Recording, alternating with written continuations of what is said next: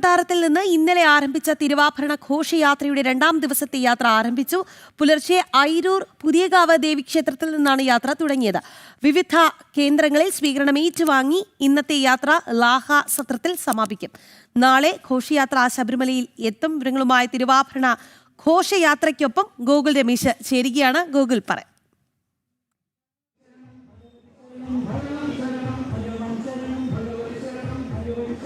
രാഖി, തിരുവാഭരണ ഘോഷയാത്രയുടെ 2ാം ദിവസത്തെ പ്രയാണം പുരോഗമിച്ചുകൊണ്ടിരിക്കുകയാണ്. ഇന്ന് പുലർച്ചെ 2 മണിക്ക് തന്നെ 2ാം ദിവസത്തെ പ്രയാണം ആരംഭിച്ചിട്ടുണ്ട്. നിലവിലിപ്പോൾ വടശ്ശേരിക്കരയിലാണ് ഈ തിരുവാഭരണം എത്തിച്ചേർന്നിരിക്കുന്നത്. വടശ്ശേരിക്കരയിൽ അഖില ഭാരതീയ അയ്യപ്പ സേവാ സംഘത്തിൻ്റെ ഒരു ഇടത്താവളമുണ്ട്. അവിടെ ഈ തിരുവാഭരണം വെച്ചിരിക്കുകയാണ്. അവിടെ തീർത്ഥാടകർക്കും ഭക്തർക്കും കണ്ടു തൊഴുവാനായിട്ട് ഈ തിരുവാഭരണം കണ്ടു തൊഴുവാനായിട്ടുള്ള സൗകര്യമുണ്ട്. അതിനുള്ള തിരക്കാണ് നമ്മൾ കാണുന്നത്. വലിയ തിരക്ക്, വലിയ ഭക്തജന തിരക്ക് ഈ വടശ്ശേരിക്കരയിൽ ഇപ്പോൾ അനുഭവപ്പെടുകയാണ്. ഒരു അരമണിക്കൂർ സമയത്തോളം ഇവിടെ തിരുവാഭരണം ഇറക്കി വെക്കുന്നുണ്ട്. അത് കണ്ടു തൊഴുന്നതിന് വേണ്ടിയിട്ടുള്ള വലിയ ഭക്തജന തിരക്ക് അനുഭവപ്പെട്ടുകൊണ്ടിരിക്കുകയാണ്. ഒപ്പം ഇനി ഇവിടെ നിന്നും അല്പസമയത്തിനകം തന്നെ തിരുവാഭരണം എടുക്കും, യാത്ര പുറപ്പെടും. അതിനുശേഷം തുടങ്ങി പ്രയാർ, അതുപോലെ തന്നെ പെരുന്നാട് അടക്കമുള്ള മേഖലകളിൽ കൂടിയിട്ടാണ് ഇന്നത്തെ സഞ്ചാരം തിരുവാഭരണ ഘോഷയാത്രയുടേത്. അതിനുശേഷം ഇന്ന് വൈകിട്ട് ലാഹയിലാണ് ഈ ഇന്നത്തെ യാത്രയുടെ സമാപനം. ലാഹ വനം വകുപ്പിൻ്റെ സത്രത്തിലാണ് ഇന്ന് തിരുവാഭരണ ഘോഷയാത്രയ്ക്ക് വിശ്രമം ഉള്ളത്. ഒപ്പം നാളെയോടുകൂടി തിരുവാഭരണ ഘോഷയാത്ര ശബരിമലയിൽ എത്തിച്ചേരും. ഇന്ന് ലാഹയിലെത്തുന്ന യാത്ര നാളെ പുലർച്ചെ 2 മണിയോടുകൂടി ലാഹയിൽ നിന്ന് യാത്ര ആരംഭിക്കും. അതിനുശേഷം കാനനപാത വഴി കയറി വൈകുന്നേരത്തോടുകൂടി ശബരിമലയിൽ എത്തിച്ചേരുന്ന രീതിയിലാണ് തിരുവാഭരണ ഘോഷയാത്ര ക്രമീകരിച്ചിരിക്കുന്നത്. നാളെ വൈകിട്ട് ശരംകുത്തിയിൽ ആചാരപരമായിട്ട് സ്വീകരണം നൽകി ദേവസ്വം ബോർഡ് തിരുവാഭരണ ഘോഷയാത്രയെ സ്വാഗതം ചെയ്യും. അതിനുശേഷം സന്നിധാനത്തേക്ക് വാദ്യമേളങ്ങളുടെ അകമ്പടിയോടുകൂടി തിരുവാഭരണങ്ങളെ ആനയിക്കും. അതിനുശേഷം കൊടിമര ചുവട്ടിൽ വെച്ച് വീണ്ടും സ്വീകരണം നൽകും. തുടർന്ന് ശ്രീകോവിലിനുള്ളിലേക്ക് ഇതിൽ ഒന്നാമത്തെ ഒന്നാമത്തെ തിരുവാഭരണ പേടകം ശ്രീകോവിലിനുള്ളിലേക്ക് കൊണ്ടുപോകും. അതിനുള്ളിൽ അയ്യപ്പൻ്റെ അമൂല്യമായിട്ടുള്ള തിരുവാഭരണങ്ങളാണ്. ആ ആഭരണങ്ങൾ അയ്യപ്പ വിഗ്രഹത്തിൽ ചാർത്തിക്കൊണ്ട് നാളെ വൈകിട്ട് ദീപാരാധന നടക്കും. ദീപാരാധന കഴിഞ്ഞ് നട തുറക്കുന്ന വേളയിലാണ് പൊന്നമ്പലമേട്ടിൽ മകരജ്യോതി തെളിയുകയും ചെയ്യുന്നത്. ഒപ്പം ആകാശത്ത് മകരനക്ഷത്രം പ്രത്യക്ഷപ്പെടുകയും ഒക്കെ തന്നെ ചെയ്യുന്നത് നാളത്തെ ദിവസമാണ്. ഭക്തരെല്ലാവരും, അയ്യപ്പ വിശ്വാസികൾ ഏറ്റവും അധികം കാത്തിരിക്കുന്ന ഒരു ദിവസം എന്ന് പറയുന്നത് നാളത്തെ ദിവസമാണ്. മകരജ്യോതി ദർശനം കാണുന്നതിന് വേണ്ടി ഇപ്പോൾ തന്നെ 10,000-കണക്കിന് തീർത്ഥാടകർ ശബരിമലയിലെത്തി പർണശാലകളൊക്കെ കെട്ടി തമ്പടിച്ച് കഴിഞ്ഞിട്ടുണ്ട്. ഒപ്പം ഈ തിരുവാഭരണം അങ്ങോട്ടേക്ക് ചെല്ലുന്ന ആ വേളയിൽ അയ്യപ്പന് തിരുവാഭരണം ചാർത്തി ദീപാരാധനയ്ക്ക് ശേഷം ആ നട തുറക്കുന്ന വേളയിൽ തന്നെയാണ് പൊന്നമ്പലമേട്ടിൽ മകരജ്യോതി ദർശനം ഉണ്ടാവുക. ഒപ്പം അതിനുശേഷം മകരവിളക്കിന് ശേഷമുള്ള പ്രധാനപ്പെട്ട ചടങ്ങുകളൊക്കെ മണിമണ്ഡപം കേന്ദ്രീകരിച്ചുകൊണ്ടാണ്. അങ്ങോട്ടേക്കാണ് ഈ 2ാമത്തെയും 3ാമത്തെയും തിരുവാഭരണ പേടകങ്ങൾ പോകുന്നത്. 2ാമത്തെ പേടകത്തിനുള്ളിൽ അയ്യപ്പൻ്റെ അവിടെ ശബരിമലയിൽ നടക്കുന്ന പൂജകൾക്ക് വേണ്ടിയിട്ടുള്ള പൂജാപാത്രങ്ങളാണ്. 3ാമത്തെ പേടകത്തിൽ ഈ മണിമണ്ഡപത്തിൽ നിന്നും എഴുന്നള്ളിപ്പ് നടത്തുന്നതിന് വേണ്ടിയിട്ടുള്ള കൊടിക്കൂറകളാണ് 3ാമത്തെ പേടകത്തിലുള്ളത്. 1ാമത്തെ പേടകം 18-ാം പടി കയറി സന്നിധാനത്ത് അല്ലെങ്കിൽ ശബരിമല ശ്രീകോവിൽ, അയ്യപ്പൻ്റെ ശ്രീകോവിലിനുള്ളിലേക്ക് പോകുമ്പോൾ 2, 3 പേടകങ്ങൾ നേരെ മണിമണ്ഡപത്തിലേക്കാണ് നാളെ യാത്രയാവുകയും ചെയ്യുന്നത്. എന്തായാലും ഈ തിരുവാഭരണ ഘോഷയാത്ര കടന്നു പോകുന്ന ഭാഗങ്ങളിലൊക്കെ ഭക്തരുടെ ഭാഗത്തു നിന്നും വലിയ സ്വീകരണം ഇതിന് നൽകുന്നു. പ്രാർത്ഥനാപൂർവം വഴിപാടുകളുമൊക്കെ നേർന്നുകൊണ്ട് ഭക്തർ ഈ തിരുവാഭരണത്തെ വരവേൽക്കുകയാണ്. തിരുവാഭരണ ഘോഷയാത്രയെ വരവേറ്റുകൊണ്ടിരിക്കുകയാണ്. ഒപ്പം ആയിരക്കണക്കിന് തീർത്ഥാടകർ ഇതിനെ അനുഗമിക്കുകയും ചെയ്യുന്നുണ്ട് എന്നുള്ളതാണ്. അതായത് തിരുവാഭരണ ഘോഷയാത്രയോടൊപ്പം ശബരിമലയിലേക്ക് യാത്ര ചെയ്യുന്ന നിരവധിയായിട്ടുള്ള ഭക്തജനങ്ങളുമുണ്ട്. ഒപ്പം എന്തായാലും 2ാം ദിവസത്തെ യാത്ര ആദ്യ മണിക്കൂറുകൾ അല്ലെങ്കിൽ ഈ ആദ്യത്തെ സമയങ്ങളിൽ പുലർച്ചെ സമയത്ത് തന്നെ വലിയ ഭക്തജനത്തിലേക്ക് ഇത് കടന്നു പോകുന്ന ഭാഗങ്ങളിലൊക്കെ അനുഭവപ്പെട്ടുകൊണ്ടിരിക്കുകയാണ്. ഇനി എന്തായാലും നേരെ അല്പസമയത്തിനകം ഇവിടുന്ന് വടശ്ശേരിക്കരയിൽ നിന്നെടുത്ത് പ്രയാർ മഹാവിഷ്ണു ക്ഷേത്രത്തിലേക്കാണ് പോകുന്നത്. അവിടെ ഈ തിരുവാഭരണങ്ങൾ തുറന്ന് പ്രദർശിപ്പിക്കും. 11ഓളം കേന്ദ്രങ്ങളിലാകെ തിരുവാഭരണം തുറന്ന് തീർത്ഥാടകർക്ക് കാണുന്നതിന് വേണ്ടിയിട്ടുള്ള സൗകര്യമുണ്ട്. അടുത്ത കേന്ദ്രമായിട്ടുള്ള പ്രയാർ മഹാവിഷ്ണു ക്ഷേത്രത്തിൽ തിരുവാഭരണ പേടകങ്ങൾ തുറന്ന് അത് നേരിട്ട് ഭക്തർക്ക് ദർശിക്കുവാനും തൊഴുതു മടങ്ങുവാനും ഒക്കെ അവസരം ഉണ്ടാവുകയും ചെയ്യുന്നുണ്ട്. ഒപ്പം ഇന്നത്തെ യാത്ര വൈകിട്ട് ലാഹയിലാണ് സമാപിക്കുന്നത്. നാളെയോടുകൂടി തിരുവാഭരണ ഘോഷയാത്ര ശബരിമലയിൽ എത്തിച്ചേരും. എന്തായാലും നാളെയാണ് ഏറ്റവും പ്രധാനപ്പെട്ട മകരജ്യോതി ദർശനവും ഉണ്ടാവുക. എന്തായാലും അതിന് വേണ്ടിയിട്ടുള്ള എല്ലാ ഒരുക്കങ്ങളും സജ്ജീകരണങ്ങളും പൂർത്തിയായി കഴിഞ്ഞിട്ടുള്ളതായിട്ടാണ് ദേവസ്വം ബോർഡ് അടക്കം അറിയിച്ചു കഴിഞ്ഞിട്ടുള്ളത്. ഒപ്പം തിരുവാഭരണ ഘോഷയാത്രയുടെ സുരക്ഷ അടക്കമുള്ള കാര്യങ്ങൾ കൃത്യമായിട്ട് മുന്നോട്ട് പോകുന്നു. വനം വകുപ്പിന്റെയും പോലീസിന്റെയും ഫയർഫോഴ്സിന്റെയും ഒക്കെ നേതൃത്വത്തിൽ സുരക്ഷാ ക്രമീകരണങ്ങൾ കൃത്യമായിട്ട് വിലയിരുത്തി പ്പെടുകയും ഒക്കെ തന്നെ ചെയ്തു കഴിഞ്ഞിട്ടുണ്ട്. ഒപ്പം ഇതിനെ അനുഗമിക്കുന്ന രീതിയിൽ പോലീസ് സേനാംഗങ്ങൾ ഡിവൈഎസ്പി ഉദ്യോഗസ്ഥന്റെ നേതൃത്വത്തിലുള്ള പോലീസാണ് ഇതിനെ അനുഗമിക്കുന്നത്. അല്ലെങ്കിൽ ഈ സുരക്ഷ ഒരുക്കിക്കൊണ്ട് തിരുവാഭരണ ഘോഷയാത്രയ്ക്കൊപ്പം മുന്നോട്ട് ഉള്ളത്. എന്തായാലും അങ്ങനെ എല്ലാ സുരക്ഷാ ക്രമീകരണങ്ങളും മറ്റ് ക്രമീകരണങ്ങളും ഒക്കെ പൂർത്തീകരിച്ചുകൊണ്ട് തന്നെയാണ് തിരുവാഭരണ ഘോഷയാത്ര ഇപ്പോൾ ഇങ്ങനെ മുന്നോട്ട് പോയിക്കൊണ്ടിരിക്കുന്നത്. എന്തായാലും രണ്ടാമത്തെ ദിവസത്തെ യാത്ര പുരോഗമിക്കുകയാണ്. വടശ്ശേരിക്കരയിലാണ്. ഈ വടശ്ശേരിക്കരയിൽ ഈ അയ്യപ്പന്റെ കണ്ടു തൊഴുന്നതിന് വേണ്ടിയിട്ടുള്ള ഭക്തജന തിരക്ക്, അഭൂതപൂർവമായിട്ടുള്ള തിരക്ക് അനുഭവപ്പെടുകയാണ്. എന്തായാലും കടന്നു പോകുന്ന കാണുമ്പോൾ മനസ്സിലാകുന്നത് വളരെ ചുരുങ്ങിയ സമയമാണ്, അരമണിക്കൂറാണ് അവിടെ ദർശനം സാധ്യമാകുന്നത്. പക്ഷേ ഓരോ നിമിഷം കഴിയും തോറും അവരുടെ ഭക്തരുടെ എണ്ണത്തിൽ അവിടെ ഓരോ നിമിഷവും അവരുടെ എണ്ണത്തിലൊക്കെ വലിയ വർധന നമുക്ക് അവിടെ കാണാൻ സാധിക്കുന്നുണ്ട്. വളരെ ചുരുങ്ങിയ സമയമാണല്ലോ.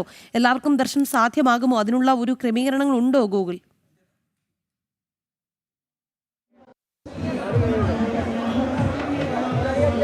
തീർച്ചയായിട്ടും നിലവിൽ എല്ലാ ഭക്തർക്കും ഈ തിരുവാഭരണങ്ങൾ കണ്ടു തൊഴുന്നതിന് വേണ്ടിയിട്ടുള്ള സൗകര്യങ്ങൾ എല്ലാ കേന്ദ്രങ്ങളിലും ഏർപ്പെടുത്തി വെച്ചിട്ടുണ്ട്. നമ്മളോടൊപ്പം ഇപ്പോൾ ദേവസ്വം ബോർഡിന്റെ അധികൃതർ അടക്കം ചേരുകയാണ്. ചേട്ടാ, ഇന്നത്തെ യാത്ര എങ്ങനെയാണ് പുരോഗമിക്കുക? വലിയ തിരക്ക് അനുഭവപ്പെടുന്നുണ്ട്. ഈ എല്ലാവർക്കും ഇത് കണ്ടു തൊഴുന്നതിന് വേണ്ടിയിട്ടുള്ള സൗകര്യങ്ങൾ ഒരുക്കുന്നുണ്ട്. എല്ലാ സൗകര്യങ്ങളും ഭഗവാനുള്ള എല്ലാ സൗകര്യങ്ങളും ഒരു കുഴപ്പമില്ല. ഇനി യാത്ര ബാക്കി എങ്ങനെയൊക്കെയാണ്? ലാസ്റ്റ് യാത്രയിൽ അവിടെ വെളുപ്പിന് 4 മണിക്ക് നാളെ ശബരിമലയിൽ ഉച്ചയാകുമ്പോൾ ചെല്ലും. വലിയ തിരക്ക്. ഇത് കടന്നു പോകുന്ന പാതകളിലൊക്കെ തീർത്ഥാടകരുടെ വലിയ തിരക്കുണ്ടോ? തിരക്കെല്ലാം അയ്യപ്പനായിട്ട് മാറി തരും. ശരി, അതാണ് എന്തായാലും ഈ ഇതിനെ നിയന്ത്രിക്കുന്ന ദേവസ്വം ഉദ്യോഗസ്ഥരുടെ പ്രതികരണമാണ് നമ്മൾ കേട്ടത്. അതായത് ഈ തിരക്ക് അനുഭവപ്പെടുന്നുണ്ട്, പക്ഷെ അതിനൊക്കെ കൃത്യമായിട്ട് നിയന്ത്രണങ്ങൾ ഏർപ്പെടുത്തുന്നുണ്ട്. എല്ലാവർക്കും തിരുവാഭരണങ്ങൾ കണ്ട് തൊഴുതു മടങ്ങുന്നതിന് വേണ്ടിയിട്ടുള്ള സംവിധാനങ്ങൾ എല്ലാ കേന്ദ്രങ്ങളിലും കൃത്യമായിട്ട് ഒരുക്കുകയും ഒക്കെ തന്നെ ചെയ്തിട്ടുണ്ട്. ഒപ്പം പോലീസ് അടക്കമുള്ള സുരക്ഷാ സേനകളുടെയും കൃത്യമായിട്ട് സഹകരണം ഈ സുരക്ഷ ഒരുക്കുന്നതിനും ഇത് കൃത്യമായിട്ട് മുന്നോട്ട് പോകുന്നതിന്, പ്രത്യേകിച്ച് വലിയ ഗതാഗതക്കുരുക്കൊക്കെ അടക്കം ഉണ്ടാക്കാനുള്ള സാധ്യതയുണ്ട്. പക്ഷേ അതിനെയൊക്കെ മറികടന്നുകൊണ്ട് എന്തായാലും ഇതിൻ്റെ അഡ്മിനിസ്ട്രേറ്റീവ് ഓഫീസറായിട്ടുള്ള അധികാരിയോട് ചേരുകയാണ്. ചേട്ടാ, എങ്ങനെ പോകുന്നു? ഇതിൻ്റെ തിരക്കൊക്കെ വലിയ തിരക്ക് അനുഭവപ്പെടുന്നു. ക്രമീകരണങ്ങളൊക്കെ വലിയ തിരക്ക് നല്ല രീതിയിൽ പോകുന്നുണ്ട്. ശബ്ദമില്ലാത്തതുകൊണ്ടാവട്ടെ ഭംഗിയായിട്ട് പോകുന്നുണ്ട് കാര്യങ്ങൾ. രണ്ടാണ് സൗണ്ട് പോയത്. പിന്നെ നല്ല തിരക്കുണ്ട്. രാവിലെ തന്നെ ആൾക്കാരെല്ലാം ദർശിക്കാൻ വന്ന് നല്ല രീതിയിൽ സഹകരിച്ച് പോകുന്നുണ്ട്. എല്ലാവർക്കും കണ്ടു തൊഴാനുള്ള അവസരം കിട്ടും. എല്ലാവർക്കും കണ്ടു തൊഴാനുള്ള അവസരം ഉണ്ട്, ഒരുക്കിയിട്ടുണ്ട്. പിന്നെ ഞങ്ങളുടെ സ്പെഷ്യൽ കമ്മീഷനുണ്ട് ദേവസ്വത്തിൻ്റെ. നിലവിൽ ഈ തിരുവാഭരണ ഘോഷയാത്രയുടെ സ്പെഷ്യൽ കമ്മീഷണർ അദ്ദേഹം കൂടി ചേരുകയാണ്. അദ്ദേഹത്തോടു കൂടി പ്രതികരണം ചോദിക്കാം. സാർ, 2 ദിവസത്തെ പ്രയാണം ആരംഭിച്ചിരിക്കുകയാണ്. തിരക്കാണ് അനുഭവപ്പെട്ടുകൊണ്ടിരിക്കുന്നത്. എല്ലാ സ്ഥലങ്ങൾക്കും അവർക്ക് ദർശനത്തിന് വേണ്ടി എല്ലാ സൗകര്യങ്ങളും ഏർപ്പെടുത്തിയിട്ടുണ്ട്.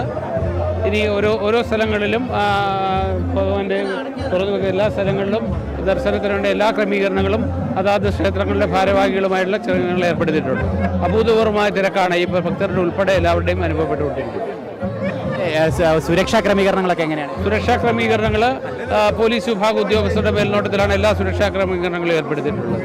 ഇന്ന് അവിടെയൊക്കെ ഇനി തുറന്ന് പ്രദർശനം ഇനി കറക്റ്റ് പറയാൻ വേണ്ടി. ശരി.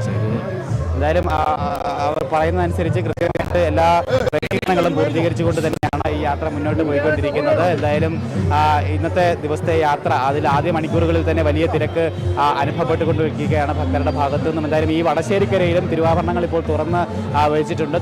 തിരുവാഭരണ പേടകങ്ങൾ തുറന്ന് ഇവിടെ തീർത്ഥാടകർക്ക് ദർശിക്കുന്നതിന് വേണ്ടിയിട്ട് ക്രമീകരിച്ചിട്ടുണ്ട്.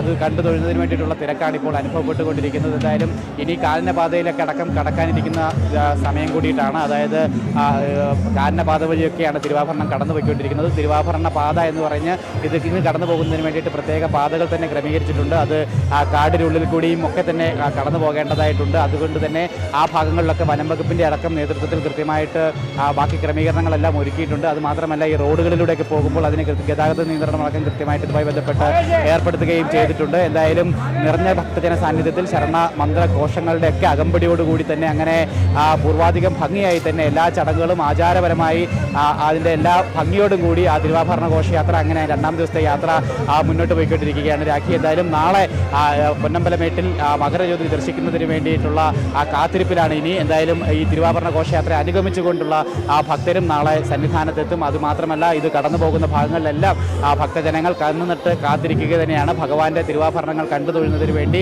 മാത്രമല്ല, ഇതിന് നാളെ ഭഗവാന് ഇത് ചാർത്തിക്കൊണ്ടാണ്, തിരുവാഭരണങ്ങൾ ചാർത്തിക്കൊണ്ടാണ് ദർശനമുള്ളത്. 20-ാം തീയതി വരെയുള്ള ദിവസങ്ങളിൽ തിരുവാഭരണങ്ങൾ സന്നിധാനത്ത് തന്നെ ഉണ്ടാകും. 20-ന് രാവിലെ രാജപ്രതിനിധി അദ്ദേഹം തൊഴുത് ഇറങ്ങുന്നതിനോടൊപ്പം തിരുവാഭരണങ്ങൾ ഇപ്പോൾ കൊണ്ടുപോകുന്ന തിരുവാഭരണങ്ങളും ശബരിമലയിൽ നിന്ന് തിരികെ കൊണ്ടുവരും. തിരികെ വരുന്ന വഴി പെരുന്നാട് ശ്രീധർമ്മശാസ്ത്ര ക്ഷേത്രത്തിൽ 21-ാം തീയതി ഉച്ചയ്ക്ക് 12:30 മുതൽ രാത്രി 2 മണി വരെയുള്ള സമയത്ത് അവിടുത്തെ അയ്യപ്പന് ഈ തിരുവാഭരണങ്ങൾ ചാർത്തിക്കൊണ്ട് ദർശനമുണ്ടാകും. അതിനുശേഷം ആറന്മുള കൊട്ടാരത്തിലും ഈ തിരുവാഭരണങ്ങൾ ഭക്തർക്ക് ദർശിക്കുവാൻ വേണ്ടിയിട്ടുള്ള സൗകര്യമൊരുക്കും. തുടർന്ന് 23-ാം തീയതിയാണ് ഈ തിരുവാഭരണങ്ങൾ തിരികെ പന്തളം കൊട്ടാരത്തിലെത്തുന്നത്. അവിടെ വെച്ച് രാജകീയമായിട്ടുള്ള സ്വീകരണം പന്തളം കൊട്ടാരം തിരുവാഭരണത്തിന് നൽകും. തുടർന്ന് പന്തളം ശ്രാമ്പിക്കൽ കൊട്ടാരത്തിലെ സ്ട്രോങ് റൂമിലേക്ക് തിരുവാഭരണങ്ങൾ മാറ്റിവെക്കുന്നതോടുകൂടി ഈ വർഷത്തെ ശബരിമലയുമായി ബന്ധപ്പെട്ടിട്ടുള്ള മണ്ഡല മകരവിളക്ക് ചടങ്ങുകൾക്കൊക്കെ തന്നെ പരിസമാപ്തിയാവുകയും ചെയ്യും. അങ്ങനെ ഭക്തരുടെ ഒരു വർഷത്തെ കാത്തിരിപ്പാണ് അതിൻ്റെ അവസാന ഘട്ടത്തിലേക്ക് എത്തുന്നത്. എന്തായാലും അതിൻ്റെ മൂർധന്യാവസ്ഥയിലേക്ക്, അതായത് നാളെ മകര ജ്യോതി ദർശനമാണ് ശബരിമല മണ്ഡല മകരവിളക്ക് തീർത്ഥാടനത്തിൻ്റെ ഏറ്റവും സുപ്രധാനമായിട്ടുള്ള ദിവസം. ആ ദിവസത്തിലേക്ക് എത്തുകയാണ്. അതിനു വേണ്ടിയിട്ടുള്ള എല്ലാ ഒരുക്കങ്ങളും പൂർത്തിയായി കഴിഞ്ഞിട്ടുണ്ട്. നാളെ ഒരു 6 മണിയോടുകൂടി തന്നെ തിരുവാഭരണങ്ങൾ ശബരിമല സന്നിധാനത്ത് എത്തിച്ചേരും. എന്തായാലും ഇന്ന് പുലർച്ചെയോടുകൂടി അയിരൂർ പുതിയകാവ് ദേവി ക്ഷേത്രത്തിൽ നിന്നാണ് തിരുവാഭരണ ഘോഷയാത്രയുടെ 2-ാം ദിവസത്തെ യാത്ര ആരംഭിച്ചത്. നമ്മുടെ പ്രേക്ഷകർ സ്ക്രീനിൽ കണ്ടു കാണും. തിരുവാഭരണ പേടകം ഇന്ന് തുറന്ന് ഭക്തർക്ക് ദർശനം അവിടെ സാധ്യമാക്കുന്നുണ്ട്. വടശ്ശേരിക്കരയിൽ നിന്നുള്ള ദൃശ്യങ്ങളാണ് പ്രേക്ഷകർ കാണുന്നത്. അവിടെ ഭക്തർക്ക് തിരുവാഭരണം കണ്ട് തൊഴുത് അനുഗ്രഹം വാങ്ങാനുള്ള ഒരു അവസരം ഒരുക്കിയിട്ടുണ്ട്. അരമണിക്കൂറാണ് അതിനുള്ള ഒരു അവസരം ഉള്ളത്. അവിടെ വലിയ രീതിയിലുള്ള ഒരു തിരക്ക്, ഭക്തരുടെ തിരക്ക് നമുക്ക് ദൃശ്യങ്ങളിൽ കാണാം. ഓരോ നിമിഷം കഴിയുന്തോറും ഭക്തരുടെ നീണ്ട നിര അവിടെ ഉണ്ടാകുന്നുണ്ട് എന്നുള്ളതാണ്. ഗോകുൽ രമേശാണ് തിരുവാഭരണ ഘോഷയാത്രയ്ക്കൊപ്പം സഞ്ചരിച്ച് പ്രേക്ഷകരിലേക്ക് വിവരങ്ങൾ എത്തിച്ചു